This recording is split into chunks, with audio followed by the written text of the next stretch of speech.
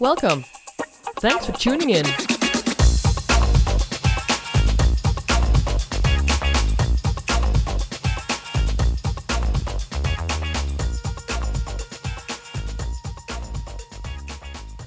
Zara, Miranda.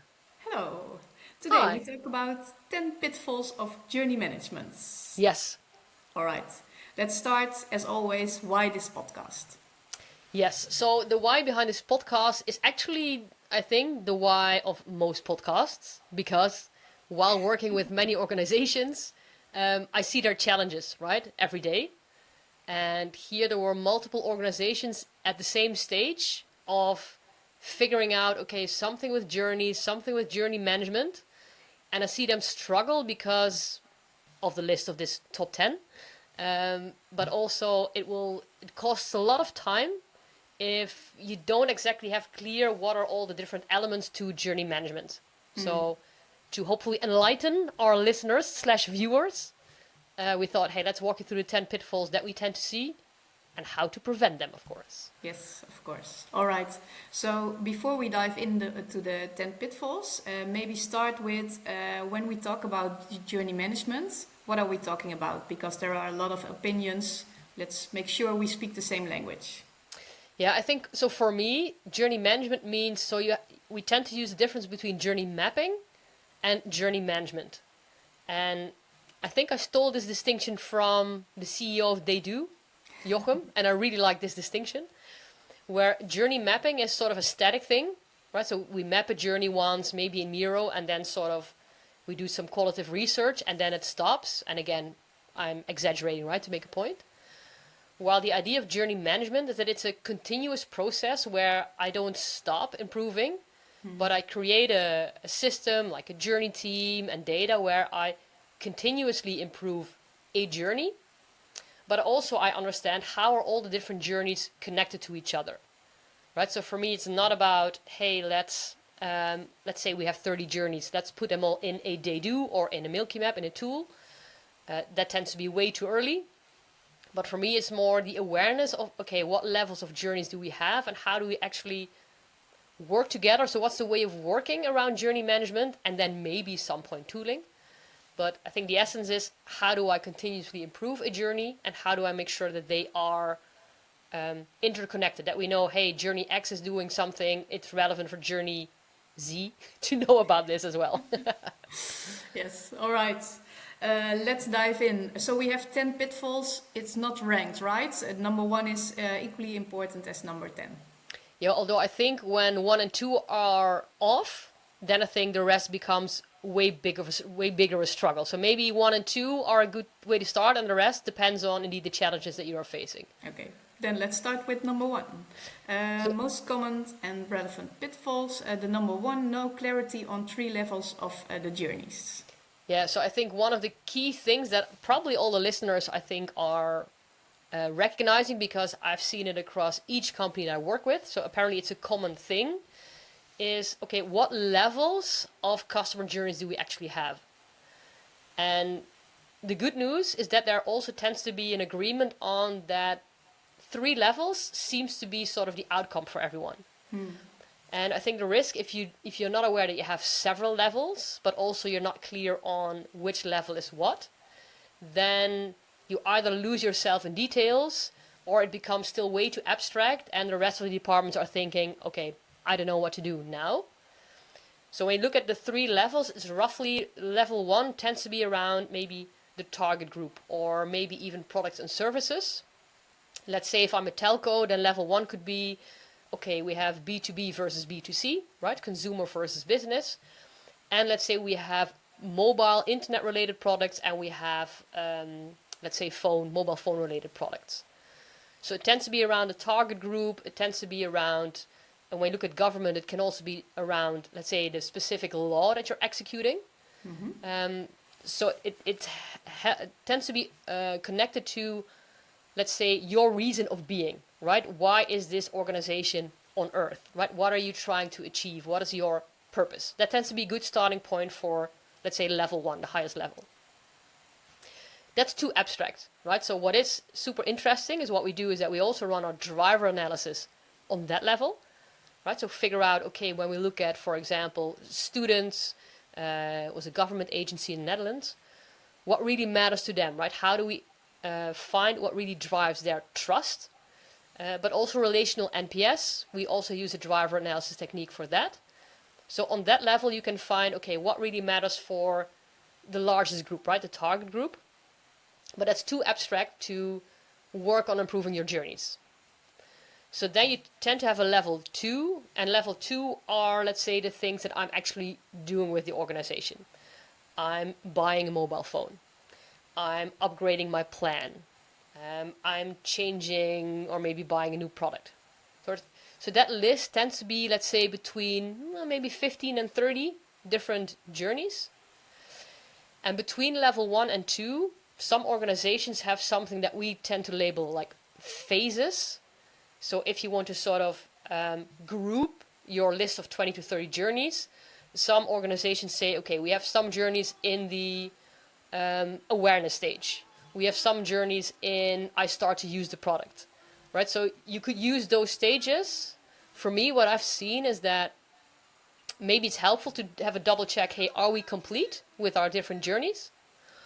But not really helpful in, okay, let's see how we can improve the orientation stage, right? There it's too high level. Yeah. So for me, it's not necessarily an added value to also add the phases, but I do see them being used in some organizations. All right. And level 3? Level 3.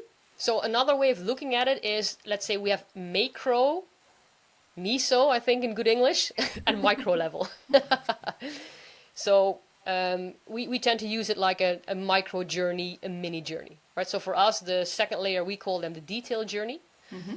And this mini journey is a specific part of the journey. Let's say if I'm buying a new phone, then a mini micro journey could be the specific part where I'm filling out the online form.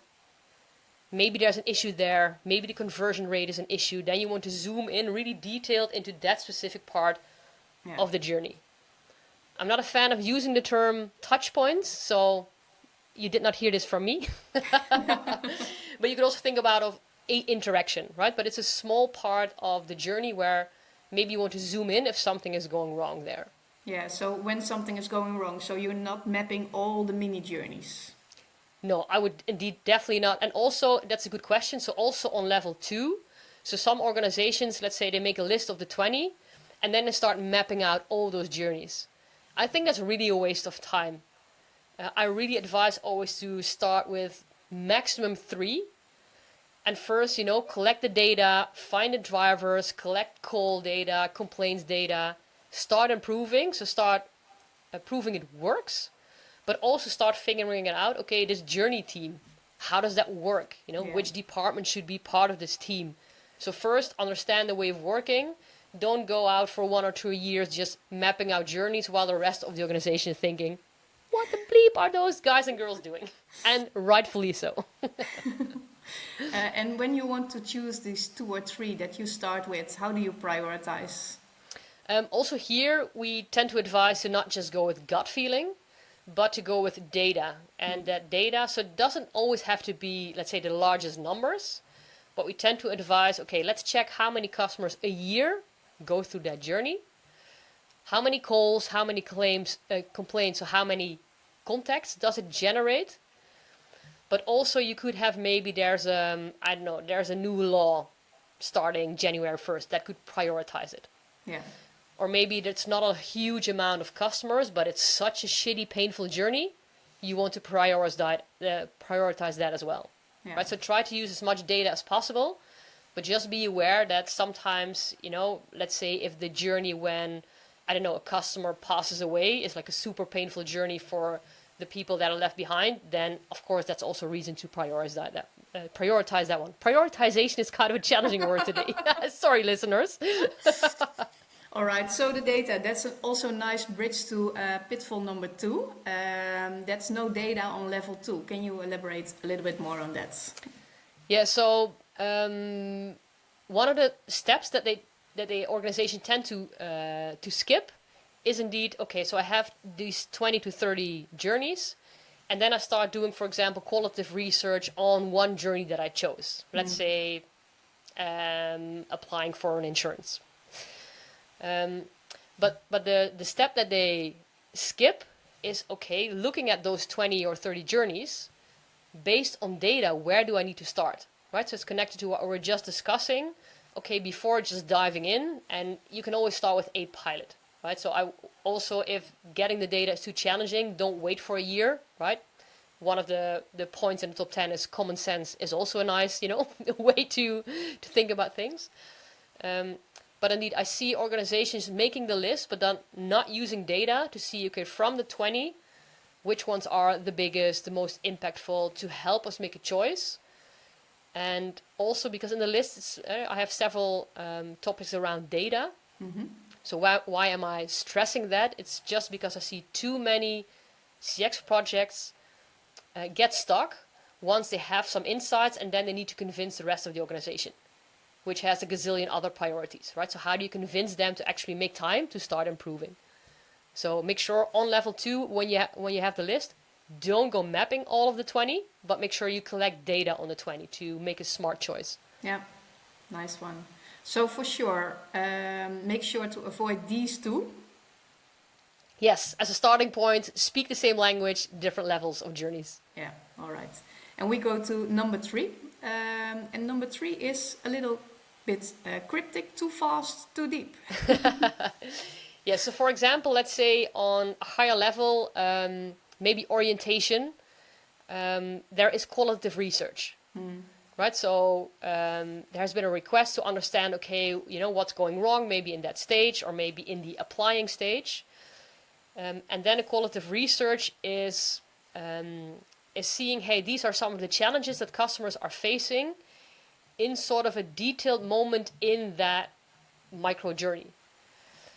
And then when you start improving immediately that specific challenge, when you want to prioritize your improvements, you figure out, but I don't have any quantitative data to, again, convince my colleagues who I need to start improving to prioritize that issue.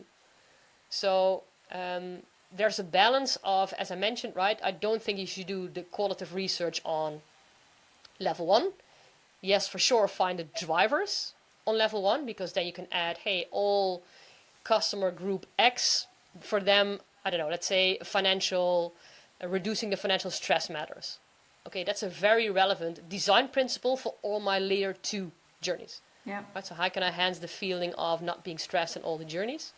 And when we have some new listeners or viewers of the podcast, we have some podcasts that do a deep dive on how to find the drivers, right? Yes, definitely. So if you have not heard those, definitely check them out. Maybe then a short, if you really haven't heard about it, just a short, explanation. Because why do we keep referencing those drivers? Because using smart statistics to really figure out, okay, from all the possible topics like personal attention, speed, ease of doing things, a lot of companies are focusing on the transactional side. Everybody's talking about making it easier. Everybody's talking about it should be fast and it should be easy. But what we figured out is that, for example, the human aspect tends to beat ease of doing things by far. So our driver analysis technique is using smart statistics to figure out, okay, from all these possible topics, hey, this topic will get you 5 times faster, a higher NPS or a satisfaction score than a topic like, for example, ease of doing things digitally. Just as an example, but it's a pretty realistic example. All right. Back to too fast, too deep. Yeah, I think that's sort of the essence, right? So make sure that even if you have, let's say, very detailed feedback from customers about something that's going wrong, don't be sort of seduced too quickly to start fixing that, because the rest of the organization will challenge you and say, okay, that's a very nice detailed, well, it's not nice because it's an issue. It's a very, let's say, clear issue for the customer, but how big is it? How big of a priority is it? Because, I have a lot of other things on my list that also everybody's telling me, as, let's say, the IT department, that I also need to make sure that their needs are being met. Yeah, exactly. So then go a step back, go back to level 2. So we always say, collect the drivers, collect data on level 2. To then position, okay, if I look at those 10 pain points I found, how can I plot those in the data that I've discovered for level 2? Yeah, all right. Then we go to number 5, the never-ending analysis stage. It's an interesting one, right? Yes, so some of, let's say, the recurring listeners know that I tend to be a bit critical about the hype around everything being service designed. And yes, I'm a fan of good quality, hence good quality service design, for innovation, not so much for improvement, which is 99% of things that companies are doing. And part of the, let's say, the theoretical approach of service design is also that it tends to start with qualitative research. You can debate when do you do qualitative research and quantitative research, but so far okay. Then you figure out, okay, what's going wrong for customers. Then you create maybe a solution, and then you say, okay, we need to do another research among customers to figure out within that solution what's their specific need. Or what do they mean when they say, I don't understand X or Z? And if you're not careful, you start sort of looping from analysis to analysis. We need to understand more. We need to dig deeper. And I'm not saying that that's, let's say, the wrong approach.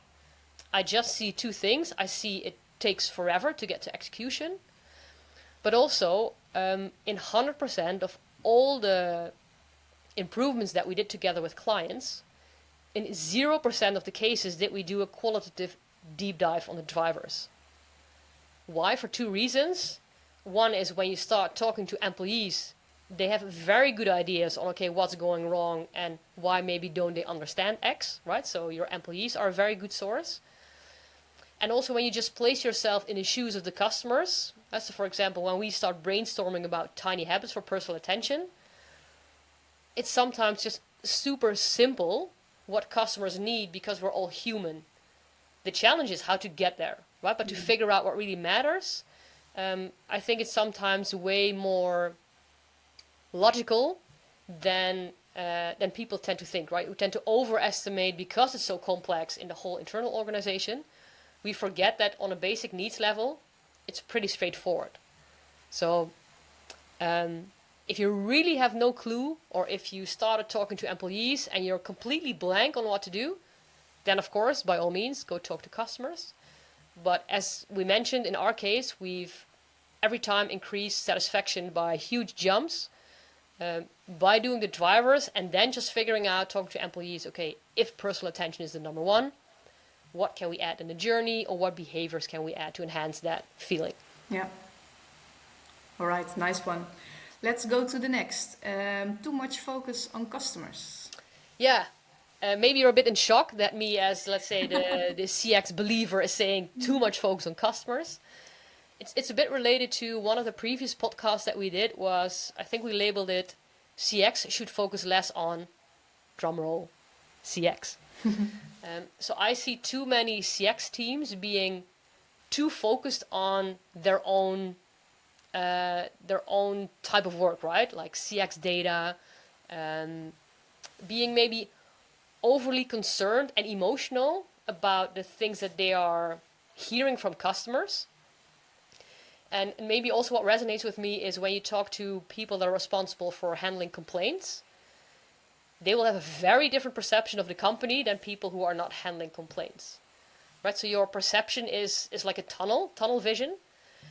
And remember that for me, CX is not a goal in itself, right? CX is a means to an end.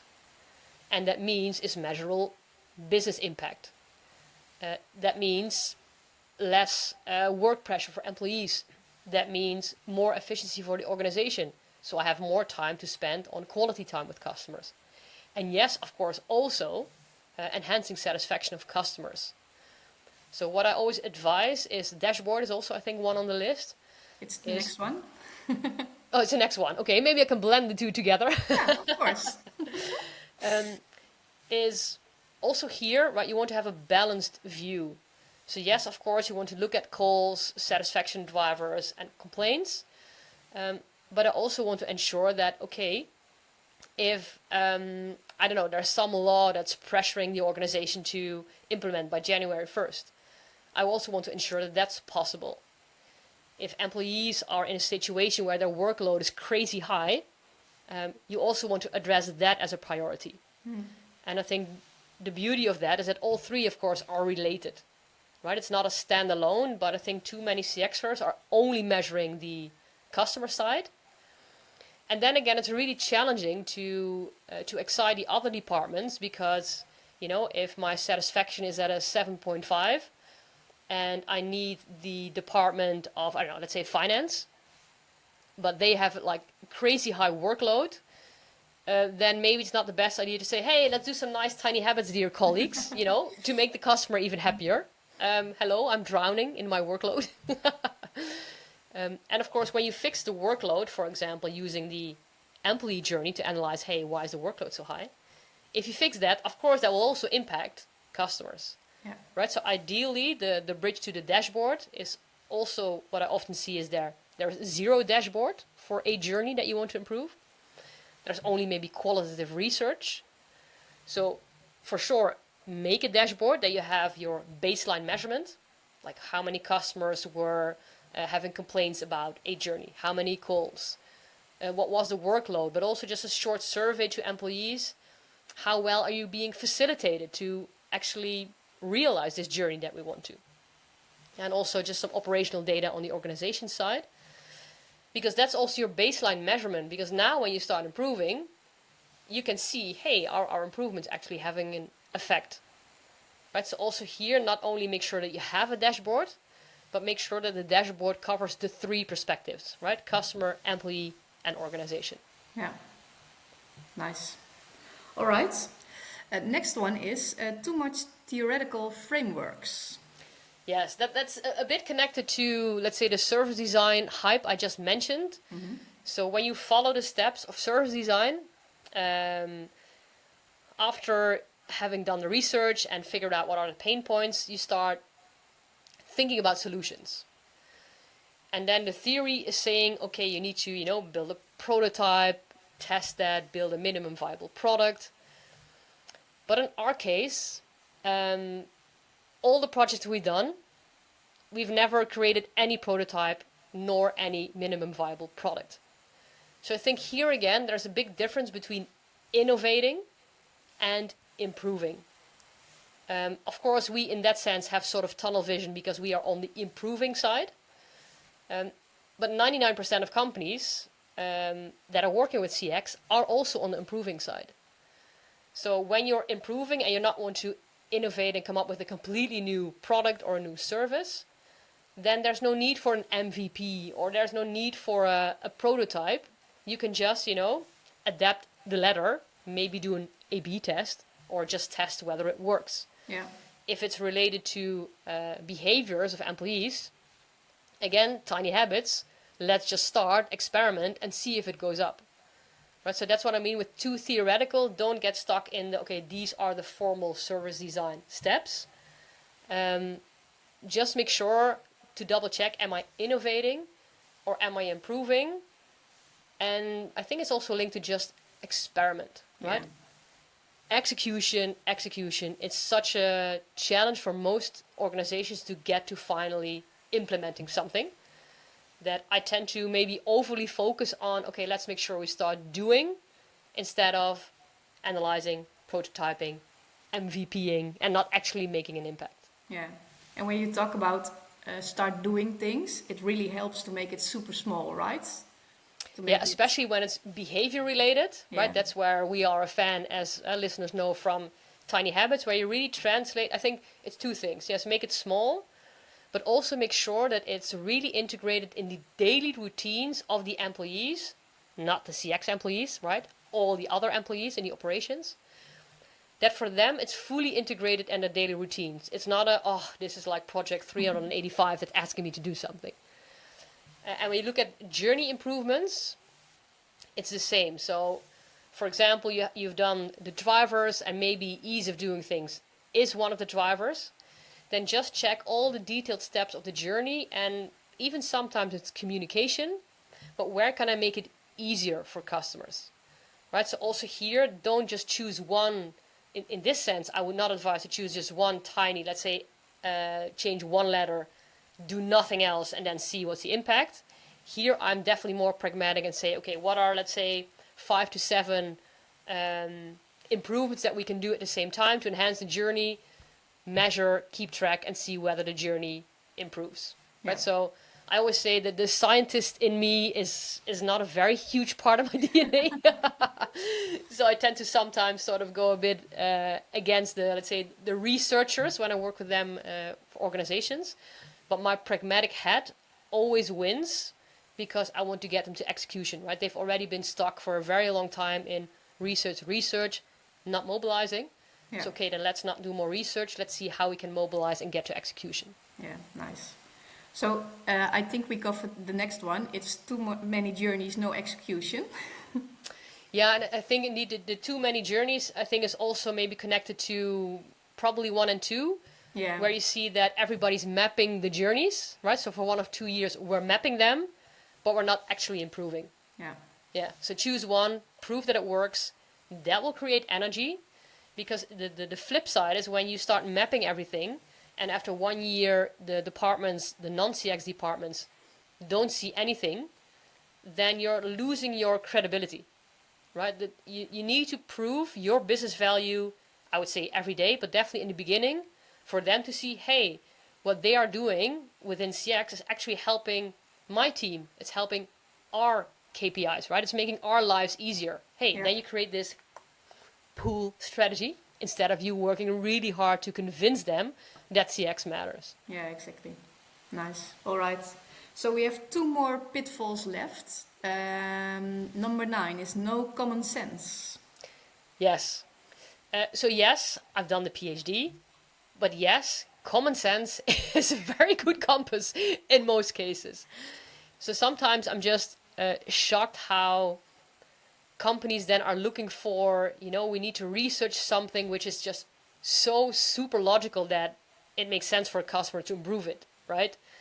I don't know, if I need to, wait for 10 minutes to log in my account, I don't need a lot of research, to validate that maybe that's a good issue to fix. Yeah. So I think maybe also here, and maybe it's sort of more easy for us to talk because we have a role outside of the organization. Because I do see many organizations and employees within organizations really struggle to, let's say, to pull off the internal processes hat and put on the, hey, but I can also be a customer. So apparently there's something there in the system that also makes it really difficult. But I think, just super simple, hey, is this a journey that I would want my best friend to go through? Or is this a journey that, my mom, my dad, whoever is close to you, right, would be happy to go through? That's one part. So sometimes also check the no-brainers. And yes, you also need to balance with data. Hey, this will fix, so many calls. This is a bigger driver. But there's a good balance in not, measuring and proving everything, right? Sometimes, okay, no-brainer, let's go, implement, and just see if something goes up. Yeah. Nice, good one. So we go to the last one, measuring too often or too little. Yes. So when it comes to journey mapping, I think 9 out of 10 times I see qualitative research that has, let's say, mapped the journey, right? They either talk to customers in a panel setting, or maybe sometimes quantitative, but then just asking about pain points. And that research could be a while ago. So then what's lacking is, at that stage, it's, let's say, too little, right? So then we've done the research maybe a year ago. It took a while, right, to get people to improve. And then it's a pretty bad baseline to then a year later start measuring, because then if it went up, you don't know, okay, was that because of our improvements, or, what happened in the year or even longer in between. So I think that's too little. Too often is where companies and also survey tooling companies drive people mad, where we're tracking things on a weekly basis. Also sharing customer feedback with employees on an employee level. you don't get that much data points where it's sort of fair to say, hey, I've now received 20 or 30 customer responses for you, Zanna, call center agent. So I think the balance, I think what's really important that you have this good baseline measurement. So ideally, you know, before you start improving, have a baseline measurement that's your dashboard. That's a perfect starting point. And then depending on the type of journey, I really like to have a quarterly rhythm. Also because the organization is just not that super speedy Gonzalez. It's different on the digital side, right? On the digital side, of course, you can learn, tweak on a daily basis. I mean more on the organization level. You know, I apply for an insurance. I buy a new mobile phone. I go to a store, you know, that kind of journeys. So I like the quarterly rhythm. If it's once a year, it's not a rhythm. It's more of a, hey, check, you know, our quality team is saying once a year, you know, to get certificate XYZ, we need to have a measurement.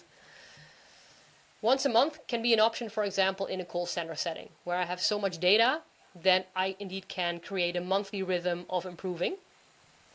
So it's a mix of making sure you have a good baseline, you can track the impact of your improvements, and that at least it feels like a rhythm, right? That you are learning, you're seeing the effect of your improvements, and then you can tweak and learn and see what the next measurements look like. Yeah, nice. All right, I think this is it. To wrap it up, maybe one golden tip when it comes to journey management. One golden tip. Well, the first thing that pops into my head, don't start with a journey management tool. But maybe since I've mentioned that already several times, right, you can easily start with a Miro board or something, right? Especially when we say don't start mapping your 20 journeys. Make the list of the journeys and collect data, but then choose those 1, 2, or 3 journeys. Yeah. And especially when it's 1, 2, or 3, you can work with a team for, I think, at least a year before you might need any tooling. I think that's an important one. And I think the biggest one is just realize that you need to deliver business results, right? So yes, there's customer pain. Yes, that's also my sense of purpose, right? Making sure that companies treat customers and employees well. But we just have to speak the language of the organization, right? We're working in an organization system that, you know, if they would just run and fix any customer issue, then we could just delete the whole CX field. I would be happy if that would be the case. But the reality is that we need hard data to speak the language so they can prioritize between a gazillion other things. Yeah. Also, you know, the soft thing that we can make hard. So choose one journey, prove it works, get your colleagues excited, and then start scaling to other journeys and more teams in parallel, for example. Sounds good. Thank you so much.